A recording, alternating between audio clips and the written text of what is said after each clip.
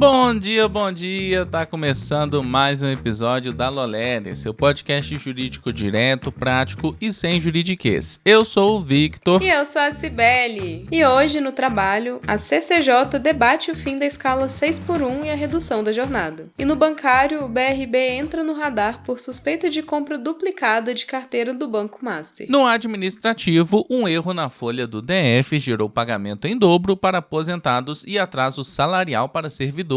E no agrário, o STJ decidiu que a perda da propriedade extingue o arrendamento rural. E no direito do trabalho, mais uma vez, o governo atualizou a lista suja do trabalho escravo com 169 novos empregadores. E o comentário de hoje é da Luciane, que falou assim: bom dia, de pouco em pouco eu tô começando a entender os assuntos. Lembrando que eu sou nova no mundo jurídico. Muito bem, Luciane, é exatamente isso que a gente gosta de ouvir, porque o nosso objetivo é justamente tornar mais acessível essas notícias e as pessoas se inteirarem um pouco mais sobre o mundo jurídico. Antes de começar, uma história rápida, que não é minha. Tem um advogado tributarista que não posso citar o nome aqui. 8 anos de carreira, bem profissional, bem avaliado por quem trabalhava com ele, mas preso numa cidade que não era onde ele queria estar exatamente. Num escritório menor do que realmente merecia. Mas o sonho era claro, entrar numa banca maior em outra cidade. O problema também, ninguém nessa banca sabia que ele existia. E currículo não resolve isso quando ninguém te procurou para pedir. O que aconteceu depois a gente conta antes de fechar o episódio de hoje. É só ficar até o final. Mas então bora pro episódio de hoje. Peguem um café, coloquem um fone e vamos entender como essas decisões estão moldando o direito no Brasil e no mundo. E agora sim, vamos começar com o direito do trabalho. A CCJ da Câmara debateu nesta terça-feira o fim da escala 6x1 e a redução da jornada de trabalho no país. O encontro com confederações da indústria e comércio discute o impacto nos setores que hoje operam com 6 dias de trabalho para 1 de descanso. Atualmente, o modelo segue o limite de 44 horas semanais e é a base de serviços essenciais, como hospitais, indústrias e o varejo. Estão em pauta a PEC 8 de 2025, que propõe 4 dias de trabalho por 3 de descanso, e a PEC 221 de 2019, que reduz a carga para 36 horas semanais. O relator, deputado Paulo Aze, explica que a audiência avalia a constitucionalidade e a juridicidade dos textos, ou seja, se eles respeitam as leis vigentes antes de qualquer avanço para votação na Câmara. O foco é equilibrar a saúde do trabalhador com a sustentabilidade das empresas. Enquanto defensores apontam ganhos em produtividade e lazer, as entidades alertam para o aumento de custos operacionais e riscos de desemprego. Há também o desafio logístico em manter serviços de funcionamento contínuo e turnos flexíveis em setores que não podem parar suas atividades. Como a jornada está prevista no artigo 7º da Constituição, a mudança exige o rito de uma PEC. A análise da CCJ funciona como filtro técnico inicial para garantir que essa modernização dos direitos sociais ocorra sem ferir princípios fundamentais do nosso ordenamento, buscando um meio termo viável entre o bem-estar social e a economia.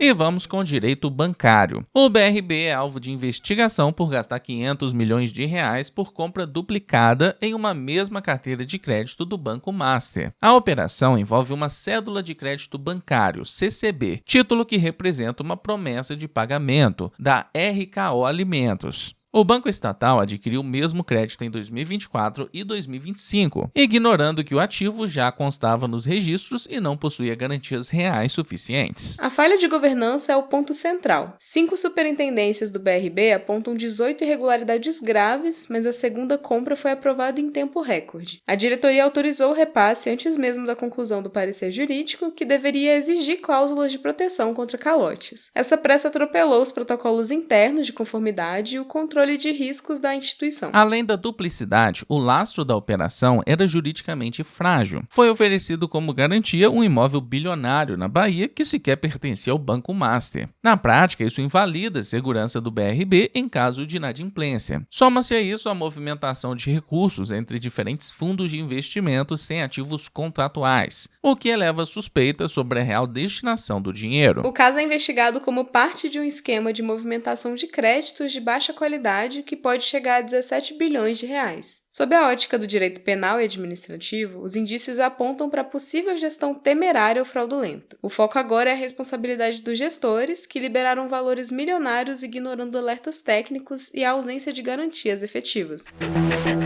E vamos com o direito administrativo. Um erro no processamento da folha de pagamento entre o governo do Distrito Federal e o BRB provocou nesta terça-feira uma situação no mínimo incomum. Alguns aposentados receberam em duplicidade, enquanto outros servidores ficaram sem salário. O problema atingiu especialmente trabalhadores da Secretaria da Saúde do DF, com relatos mais frequentes entre quem utiliza portabilidade bancária. Segundo as informações divulgadas ao longo do dia, os valores de alguns servidores teriam sido bloqueados porque a conta de origem da Secretaria de Saúde apresentou saldo negativo após a duplicidade. Em nota, a Secretaria de Economia confirmou que houve dupla comunicação da folha de nativos ao BRB. De acordo com a pasta, essas informações são repassadas pelo IPREV e também pela Secretaria de Saúde. O BRB afirmou que identificou uma inconsistência pontual e que a situação foi tratada. Enquanto isso, o caso repercutiu entre servidores e nas redes sociais, principalmente por causa dos relatos de quem ainda não havia recebido a remuneração ao longo do dia. O episódio também expôs o impacto prático que uma falha operacional pode causar sobre pagamento de pessoal e fluxo bancário vinculado à folha pública. No fim da tarde, a Secretaria de Economia informou que o problema foi resolvido e que todos os salários devidos já tinham sido pagos. Nos casos de depósito em duplicidade, a pasta declarou que o BRB recolheu os valores creditados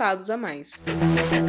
E vamos agora com direito agrário. A terceira turma do STJ decidiu que a perda da propriedade rural pelo arrendador extingue o contrato de arrendamento e impede a permanência do arrendatário no imóvel até o fim do prazo ajustado. O caso envolvia contratos de arrendamento para exploração agrícola que foram atingidos por uma decisão judicial em ação reivindicatória, movida contra o espólio do arrendador. Depois da emissão na posse do novo proprietário, o arrendatário tentou permanecer na área e pediu a sub-rogação do adquirente nos direitos e obrigações dos contratos, mas a tese foi rejeitada. Segundo o entendimento mantido pelo STJ, a regra do Estatuto da Terra, que permite a sub-rogação do adquirente, vale para hipóteses de alienação ou imposição de ônus real sobre o imóvel, e não para a perda da propriedade por decisão judicial. A relatora, ministra Nancy Andrighi, destacou que o Decreto 59.566 de 1966 prevê entre as hipóteses de extinção do arrendamento justamente a perda do imóvel. Por isso, não seria possível impor ao novo proprietário a continuidade de um contrato com o qual ele não consentiu, como ocorreria em situação diferente da compra e venda regular da área. O STJ também afastou a alegação de direito de preferência para a renovação do contrato e entendeu que não era necessária a ação autônoma de rescisão ou despejo. Para a Corte, com a perda da propriedade pelos arrendadores, o arrendamento já estava extinto.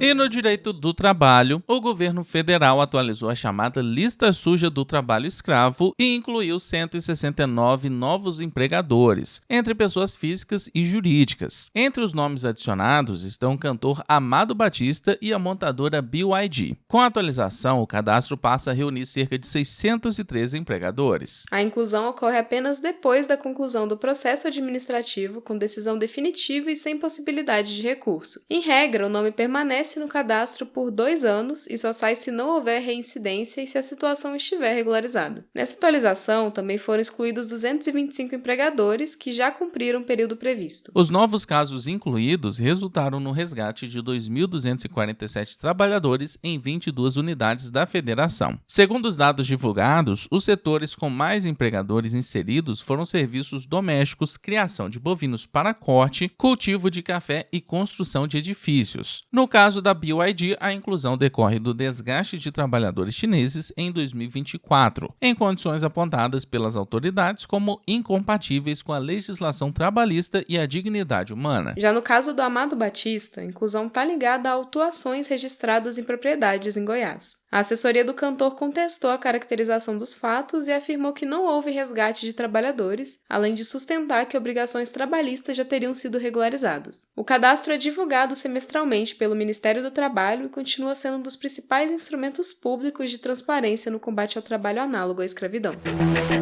E como a gente prometeu lá no início do episódio, agora a gente vai voltar com aquela história. Numa tarde qualquer, saiu uma decisão do STJ que afetava diretamente o setor que os clientes dele atuavam. Ele tinha uma leitura sobre aquilo, uma posição clara que ainda não tinha visto em lugar nenhum. Dessa vez ele escreveu, enviou para o portal e o texto foi publicado. Semanas depois, o sócio de um escritório exatamente do tipo que ele sonhava leu a análise. Seguiu o perfil, mandou mensagem e o convite veio logo depois. Um texto, uma tarde qualquer, uma conversa que não existia antes. E nos dias 13 e 14 você também pode produzir o seu, porque nós estamos com o workshop Como Transformar Notícias Jurídicas em Autoridade. Estamos nas últimas vagas e o link está aqui na descrição. Então é isso, a gente vai chegando ao fim de mais uma edição e muito obrigada por ter ficado até aqui. E eu quero agradecer a todo mundo que comentou na edição passada e bateu ponto aqui com a gente. O Reinaldo, Lisandro, Maurinho, Ana Carolina, Rômulo, Dali, Thaís, Luciane, Lucas, Rodrigo, Lilian, Hugo, Kennedy, Caroline e Brandon. Muito obrigado a todos que comentaram. E não esquece de seguir a gente no seu agregador de podcast favorito, ativar as notificações e avaliar com 5 estrelas. Aproveita para se inscrever na nossa newsletter jurídica, ela é gratuita e o link tá aqui na descrição. Compartilha também esse episódio lá nos seus stories e marca a gente no @lo.lere. Então é isso, se cuida, bom estudo e bom trabalho por aí.